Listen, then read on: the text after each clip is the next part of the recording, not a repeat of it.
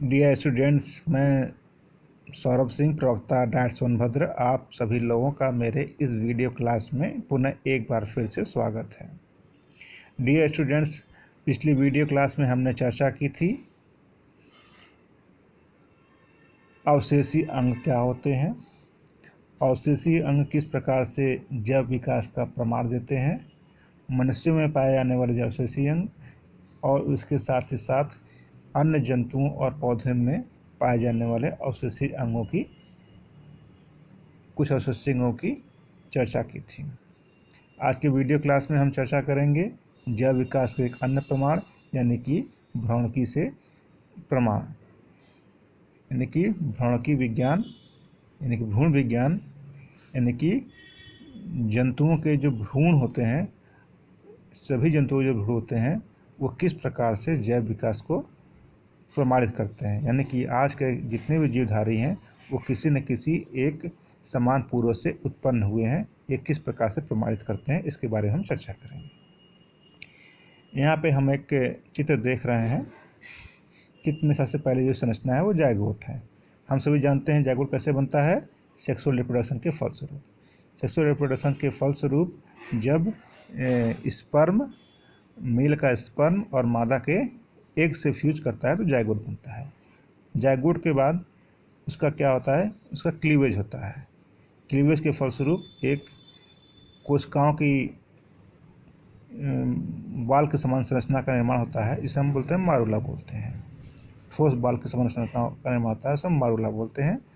मारूला क्या करती है, वो विभाजित होकर के वो ब्लास्टुला बनाती है। अब ब्लास्टुला विभाजित होकर के कभी 2 लेयर या 3 लेयर स्ट्रक्चर बनाती है जिसे हम गैस्ट्रुला बोलते हैं।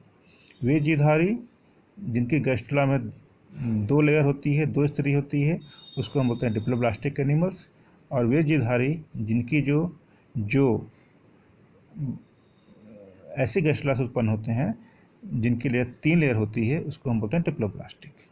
डिप्लोब्लास्टिक का एग्जाम्पल है जैसे हमारा क्या है, सिलेंट्रेटा संघ के जंतु, जैसे हाइड्रा हुआ, ठीक है। उसी प्रकार से ऐसे जंतु जो कि डिप्लोब्लास्टिक गैस्ट्रुला से उत्पन्न होते हैं वो उनके एग्जाम्पल हैं हम सभी मनुष्य, सभी गाय, बंदर, पक्षी, मछली, मेढक, ये सब क्या है, डिप्लोब्लास्टिक एनिमल्स हैं। तो यहाँ पे हम देख रहे हैं कि मल्टीसेलुलर ऑर्गेनिजम्स का जो प्रारंभिक भ्रूणी विकास होता है उसके स्टेजेस समान होते हैं। यानी कि जायगोट से मारूला से ब्लास्टुला से गैस्ट्रुला क्या होता है, उसकी कोशिका विभाजित करके एक जीवधारी का पूर्ण शरीर का निर्माण करती हैं। तो ये जो स्टेजेज हैं ये क्या है, सभी मोहकोशिकीय जीवों में समान रूप से पाई जाती है। ये जो समानता है अर्ली डेवलपमेंट की, ये इस बात को स्पष्ट रूप से इंगित करती है कि सभी जो जीव हैं किसी न किसी एक समान पूर्वज से उत्पन्न हुए हैं, ठीक है।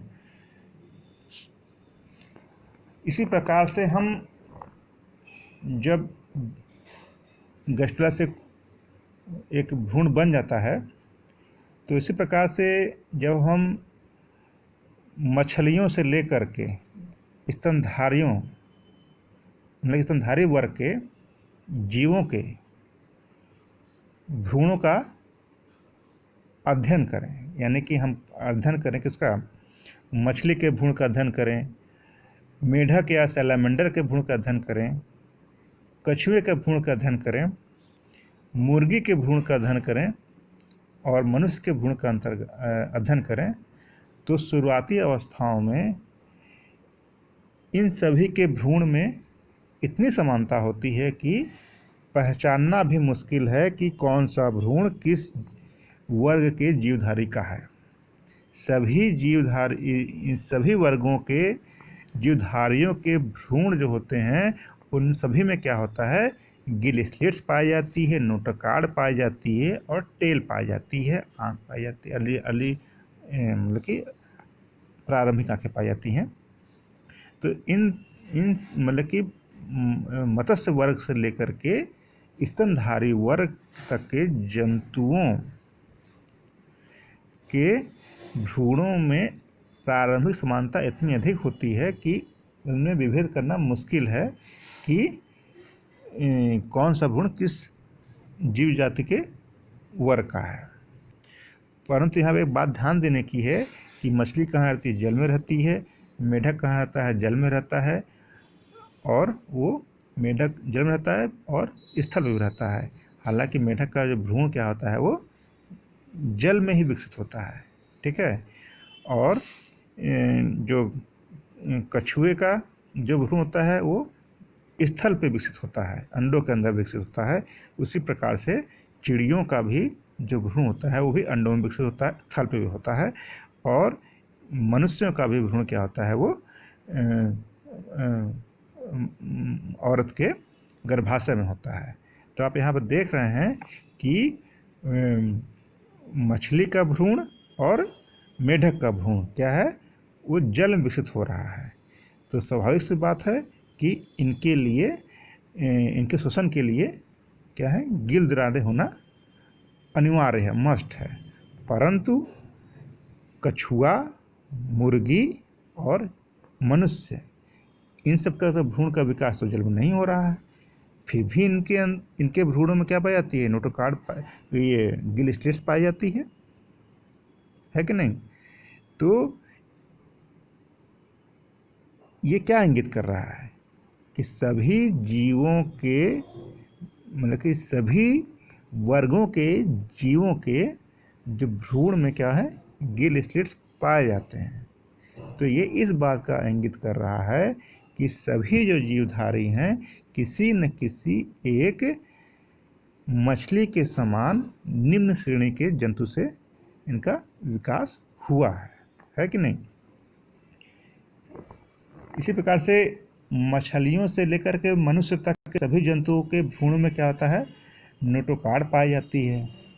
हृदय क्या होता है टू चैम्बर्ड होता है, जैसे मछली का हृदय क्या होता है हार्ट क्या होता है टू चैम्बर्ड होता है। और सभी में पूंछ पाई जाती है। तो अतः भ्रूणों के अध्ययन से यह बात स्पष्ट होती है कि सभी कशेरुकी जंतु यहाँ तक कि मनुष्य का भी विकास मछलियों के समान निम्न श्रेणी के जंतुओं से हुआ है।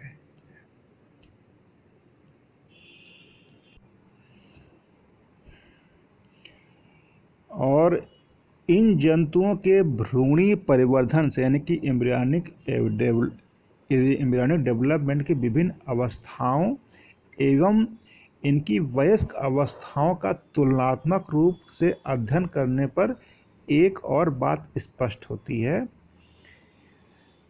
वो यह होती है कि व्यक्तिवृत्त में जातिवृत्त की पुनरावृत्ति होती है। इसको जर्मन वैज्ञानिक अर्नस्ट हैकेल ने इस तथ्य को प्रस्तुत किया जिसके अनुसार ऑन्टीजोनी रिकैपिटुलेट्स फाइलोजेनी। यहाँ पर व्यक्तिवृत्त का अर्थ है युग्मनज यानी कि जायगोट से वयस्क जंतु बनने तक के परिवर्धन को यानी डेवलपमेंट को हम क्या बोलते हैं, इस जंतु विशेष का व्यक्तिवृत्त बोलते हैं या लाइफ साइकिल बोलते हैं। व्यक्तिवृत्त मतलब कि life cycle of A animal, जबकि फाइलोजेनी का अर्थ होता है किसी जंतु के सारे पूर्वजों का इतिहास या जंतु जाति के विकासी इतिहास को हम क्या बोलते हैं, जाति वृत्त बोलते हैं। ठीक है। अर्नस्ट हैकेल ने क्या किया, विभिन्न जंतुओं के भ्रूणी परिवर्धन की विभिन्न अवस्थाओं एवं इनके वयस्क अवस्थाओं का तुलनात्मक अध्ययन करके एक सिद्धांत को प्रतिपादित किया जिसे बोलते हैं हम बायोजेनेटिक लॉ या पुनरावृत्ति सिद्धांत या रिकैपिटुलेशन थ्योरी। रिकैपिटुलेशन थ्योरी कहता है ऑन्टीजोनी रिप्लिकेट्स फाइलोजेनी, यानी कि व्यक्ति वृत्ति में जाति वृत्ति की पुनरावृत्ति होती है। यानी कि किसी एनिमल का जो लाइफ साइकिल होता है वो रिप्रेजेंट करता है उस एनिमल की जैव विकास के स्टेजेस को शो करता है। यानी कि व्यक्ति वृत्त में जाति वृत्त की पुनरावृत्ति होती है, यानी कि ऑटोजनी रिकैपिटुलेट्स फाइलोजेनी। इसका अर्थ यह है कि भ्रूणी परिवर्धन की प्रक्रिया में किसी जीव विशेष के परिवर्धन के विभिन्न चरण, यानी कि ऑटोजनी विकास के प्रक्रम के उन विभिन्न चरणों को निरूपित करता है जिसे जीव जाति को गुजरना पड़ा। जैसे मेढक के परिवर्धन काल, यानी कि एम्ब्रियोनिक डेवलपमेंट में जो टैडपोल होता है उसमें क्या होता है, मछली के समान लक्षण पाए जाते हैं, जैसे गिल्स, जैसे पूंछ, जैसे पुच्छ पखने, यानी कि पूंछ पर जो उसके पंख के समान रचनाएं पाई जाती हैं। ठीक है, यहाँ पे एग्जाम्पल देख रहे हैं ना, ये क्या पूंछ है और पूंछ पंख है। ठीक है ना, पुच्छ पखना, लैटरल लाइन और संविदांग तथा मछली के समान शारीरिक स्वरूप। ये दर्शाता है कि मेढक का विकास मछली के समान किसी एक पूर्वज से हुआ है। इसी प्रकार से हम यह देखते हैं कि मानव का जो एम्ब्रियो होता है उसमें क्या होता है, पहले मछलियों के समान क्या है, गिल स्लिट्स और मछलियों के हृदय के समान बाइचैम्बर्ड हार्ट पाया जाता है। और डेवलपमेंट जब होता है मानव भ्रूण का तो उसमें क्या होता है कि गिल स्लिट्स विलुप्त होती जाती हैं और सरीसृपों की भांति क्या होता है, जो मानव का भ्रूण होता है वह त्रिवेशमी हो जाता है, यानी कि 3 चैम्बर्ड हो जाता है तथा एक मस्कुलर पूंछ बनती है। और जब विकास होता है मानव के भ्रूण का तो क्या था, वो उसका जो हार्ट होता है पक्षियों के समान 4 चैम्बर वाला हो जाता है, यानी कि 4 चैम्बर्ड हार्ट हो जाता है। इस प्रकार से अंतिम में क्या होता है कि उसके भ्रूण में क्या है, स्तनियों के समान लक्षण उत्पन्न होते हैं। इस प्रकार से यह स्पष्ट होता है कि प्रत्येक जीव अपने भ्रूणी परिवर्धन में, यानी कि एम्ब्रियोनिक डेवलपमेंट में उन सभी प्रवस्थाओं से गुजरता है जिन अवस्थाओं से कभी उसके पूर्वजों का क्रमिक विकास हुआ होगा।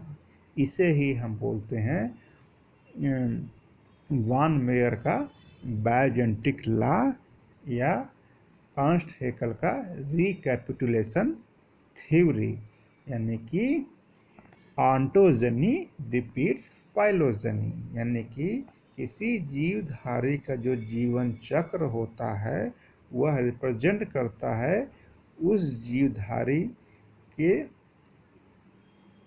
पूर्व से लेकर के आज तक के जो विकास हुआ है। ठीक है, इसी को बोलते हैं हम रिकैपिटुलेशन थ्योरी। इस प्रकार से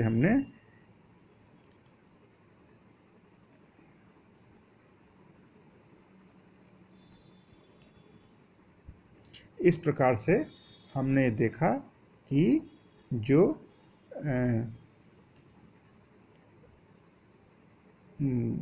मतलब कि भ्रूण विज्ञान किस प्रकार से जैव विकास को प्रमाणित करता है।